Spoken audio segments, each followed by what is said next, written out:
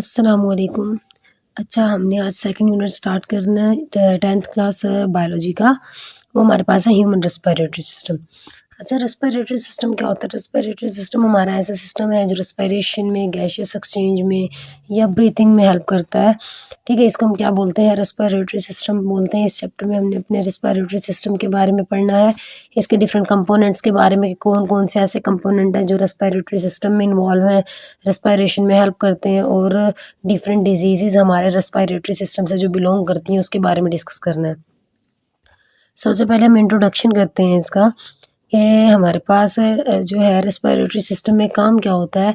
हम ये respiratory system जो है इसका फंक्शन क्या होता है, इसकी स्टडी हम क्यों करते हैं, ये सारा कुछ हमारे पास है। सबसे पहले हम इसको देखते हैं कि सेलुलर रेस्पिरेशन और गैसियस एक्सचेंज का प्रोसेस जो होता है वो रेस्पिरेटरी सिस्टम से होता है।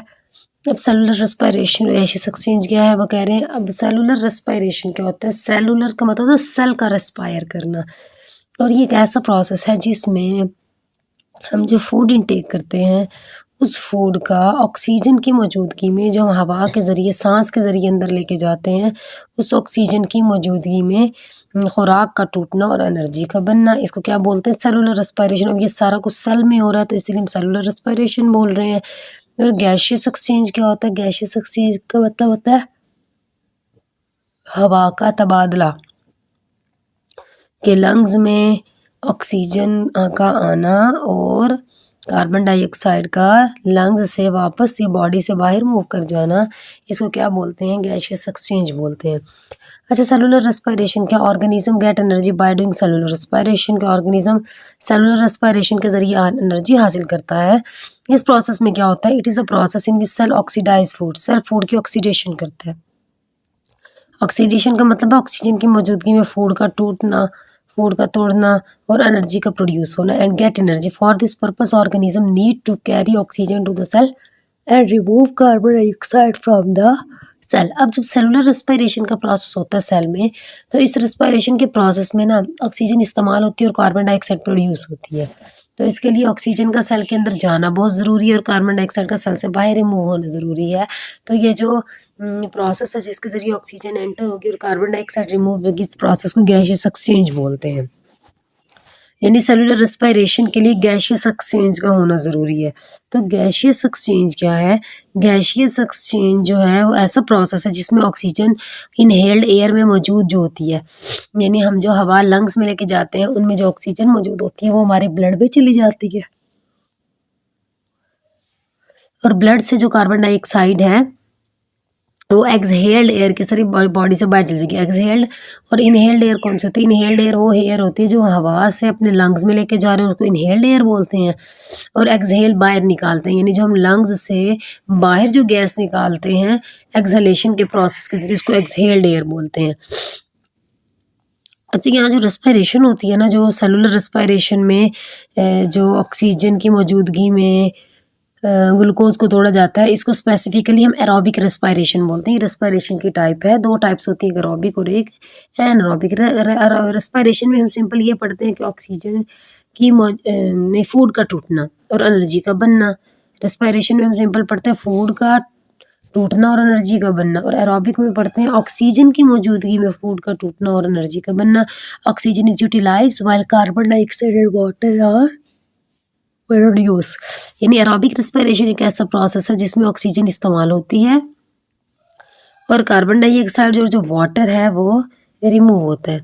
नेक्स्ट हम डिस्कस करते हैं ब्रीथिंग के बारे में। ब्रीथिंग क्या होता है? ब्रीथिंग एक ऐसा प्रोसेस है जिसमें जो एनिमल है वो move air in out of their body, अपनी बॉडी से हवा को अंदर भी लेके जा रहा है और बाहर भी रिमूव करवाता है, और इसके लिए हमें गैसियस एक्सचेंज की ज़रूरत होती है।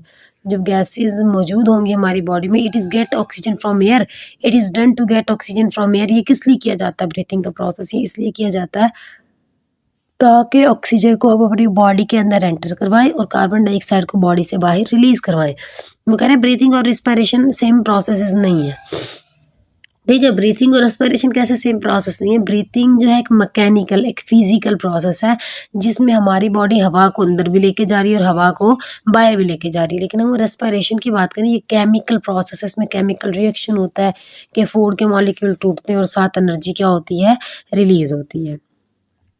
ये हमारे पास ह्यूमन नर्वस सिस्टम जो ह्यूमन रेस्पिरेटरी सिस्टम जो है इसका ओवरव्यू है। नर्वस सिस्टम में नेज़ल कैविटी रेस्पिरेटरी सिस्टम में नेज़ल कैविटी आ जाती है, फेरिंक्स आ जाता है, लेरिंक्स, ट्रैकिया, फिर हमारे पास ब्रोंकाई, ब्रोंकियोल्स है, लंग्स हैं, एल्वियोलाई हैं, डायफ्राम है। इसको हम वन बाय वन जो है आगे डिस्कस करेंगे कंपोनेंट्स को। सबसे पहले देखते हैं ह्यूमन रेस्पिरेटरी सिस्टम के बारे में। The respiratory system is responsible for breathing and gaseous suction. के रेस्पिरेशन सिस्टम का काम क्या है? रेस्पिरेटरी सिस्टम के दो काम हैं, एक ब्रीथिंग करना और एक गैसियस एक्सचेंज में हेल्प आउट करना। इसके कंपोनेंट्स की बात करें, दो मेजर इसके कंपोनेंट होते हैं, एयर पैसेजवे और लंग्स। एयर पैसेजवे क्या है? नाम से पता चल रहा है, एयर पैसेजवे हवा का रास्ता। ठीक है, ये वो रास्ता है जिस रास्ते से हवा जो है हमारे लंग्स में एंटर होती है और गैसों के तबादले के बाद लंग्स से बाहर चली जाती है। इसको हम क्या बोलते हैं? एयर पैसेजवे। और दूसरा हमारे पास लंग्स है, जहाँ पे ये हवा मौजूद होती है, हवा जाती है और जहाँ जो है गैसों का तबादला होता है।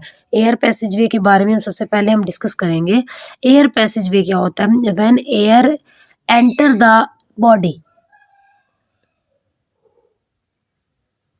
जब हवा एंटर होती है हमारी बॉडी में, इट कनेक्टेड टू ट्यूब्स, ये ट्यूब्स के जरिए कनेक्ट होती है और वो ट्यूब उसको लंग्स के पास लेके जाते हैं और गैसों के तबादले के बाद हवा लंग्स से बाहर उन्हीं कनेक्टेड ट्यूब की मदद से वापस आ जाती है और इससे कनेक्टेड ट्यूब को क्या बोलते हैं? एयर पैसेजवे। एयर पैसेजवे वो रास्ता है जिन रास्तों से पर जो डिफरेंट ट्यूब्स है वो हवा को लंग्स में और गैसों के तबादले के बाद वही ट्यूब्स लंग्स से बाहर लेके आती हैं, एयर पैसेजवे बोलते हैं। इसमें डिफरेंट पार्ट्स आ जाते हैं। सबसे पहले हम डिस्कस करते हैं नॉस्ट्रल्स और नेजल कैविटी के बारे में। नेजल कैविटी यह है, nasal cavity is made up of two narrow cavities between nostrils and pharynx. यानी आपकी नोज की दो कैविटी होती हैं, दो पोर्शन होते हैं, उनको नेजल कैविटी बोलते हैं। ये नॉस्ट्रल्स और फेरिंग्स के दरमियान में के बिटवीन मौजूद होते हैं। फेरिंग्स और नॉस्ट्रल्स क्या होता है? अच्छा, नॉस्ट्रल्स टू ओपनिंग है जो आपको बॉडी से बाहर दिखाई दे रही है। नोज की दो ओपनिंग है उसको नॉस्ट्रल्स बोलते हैं और वो ओपनिंग के बाद जो कैविटी आती है उसको नेजल कैविटी बोलते हैं। और अंदर की तरफ जो ओपनिंग होती है नेजल कैविटी की, यानी नोज की जो अंदर की तरफ ओपनिंग है उसको हम फेरिंक्स बोलते हैं। Air enter the nasal cavity through nostrils, यानी नॉस्ट्रल्स के जरिए हवा जो है वो किसमें एंटर होती है? नेजल कैविटी के अंदर। अब नेजल कैविटी के अंदर हेयर और म्यूकस मौजूद होते हैं, उनका क्या काम होता है? Fine here in nasal cavity filter the incoming air, ये आने वाली हवा को फिल्टर कर देती है, डस्ट पार्टिकल को ट्रैप कर देती है। और म्यूकस भी ट्रैप करती है डस्ट पार्टिकल को। इसके अलावा म्यूकस क्या काम करता है? इट वार्म्स द एयर, ये हवा को गर्म कर देता है और उसका टेम्परेचर हमारी बॉडी के टेम्परेचर के इक्वल रखता है। देखो, बाहर का टेम्परेचर तो कभी ज़्यादा होता है 37 से, कभी कम होता है, लेकिन अगर हम अपनी बॉडी की बात करें, हमारी बॉडी का टेम्परेचर जो है तो वो 37 रहता है। तो म्यूकस का काम जो है, जो बाहर से हवा आ रही है बेशक वो गर्म है या बेशक वो ठंडी है, उसको 37 टेम्परेचर कर देना और वो टेम्परेचर हमारी बॉडी का इंटरनल टेम्परेचर होता है।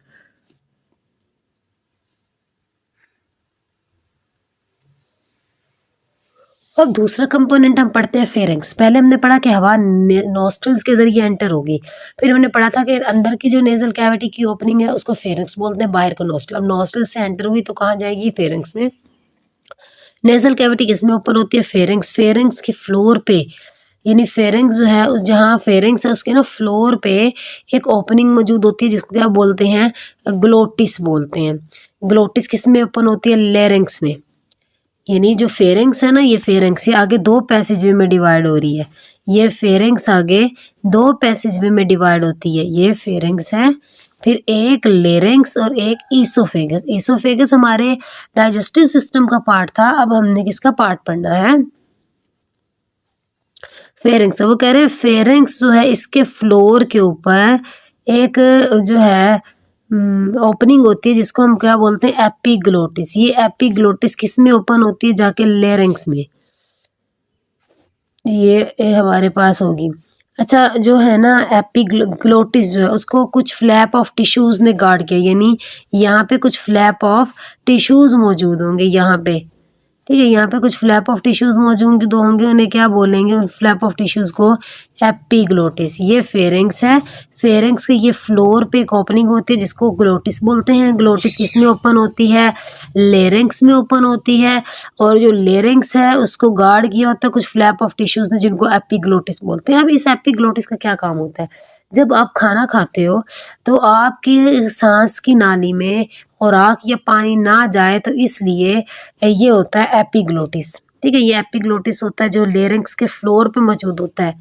ठीक है, वो क्या करता है, लेरिंक्स में मौजूद ले लो लेरिंक्स में मौजूद होता है और फेरिंक्स के फ्लोर पे वो जो ओपनिंग है उसको क्या बोल रहे हैं, ग्लोटिस बोल रहे हैं। ग्लोटिस को प्रोटेक्ट किया हुआ है कुछ टिश्यूज ने, फ्लैप ऑफ टिश्यूज ने, जिनको क्या बोलते हैं, एपिग्लोटिस, जो बंद कर देते हैं ग्लोटिस की ओपनिंग को लेरिंक्स के ऊपर जब फूड और लिक्विड एंटर होता है, ताकि वो लंग्स के अंदर खाना ना जाए बल्कि ईसोफेगस में जाए और फिर ईसोफेगस से वो आपके डाइजेस्टिव सिस्टम में जाएगा।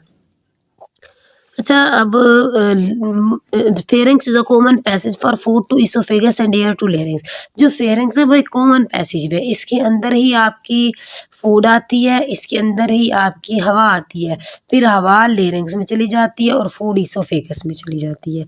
नेक्स्ट हमारे पास जो है वो लेरिंग्स है। लेरिंग्स हमारा सेकंड कंपोनेंट है, थर्ड कंपोनेंट है। सबसे पहले नेजल कैविटी पढ़ा, फिर फेरिंग्स और थर्ड हमने लेरिंग्स पढ़ा। अब मैं बात करूँ, ये फेरिंग्स था, फेरिंग्स के बाद ये लेरिंग्स। अब हमने लेरिंग्स के बारे में डिस्कस करना है। ये हमारे पास है,